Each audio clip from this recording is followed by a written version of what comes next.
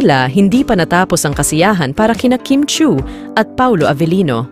Matapos sunduin umano ni Paulo si Kim sa backstage ng ASAP, namataan sila ng mga fans habang papasok sa isang recording studio na agad namang nagpa-excite sa kanilang mga tagahanga. Ayon sa mga nakakita, tila napaka-sweet daw ng dalawa habang nasa loob ng recording studio. Marami ang nagtatanong kung ano ang kanilang tinutugtog o anumang proyekto ang kanilang pinaghahandaan. Hindi rin maitago ng ilang netizens ang kanilang excitement at pagtataka sa naganap na recording session na tiyak na magpapakilig sa lahat.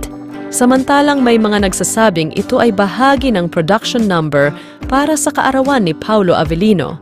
May iba namang nagpapahiwatig na posibleng may bagong proyekto o kolaborasyon ang dalawa sa larangan ng musika.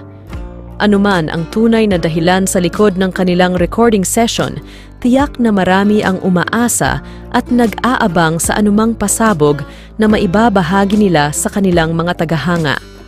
Tunay na patuloy na pinapakilig at pinasasaya ng tambalang Kim Chiu at Paulo Avellino ang kanilang mga tagahanga sa bawat hakbang na kanilang ginagawa. Abangan ang anumang anunsyo o paglantad mula sa dalawa sa kanilang ugnayan at mga hinaharap na proyekto sa musika na tiyak na magbibigay saya sa kanilang mga tagahanga.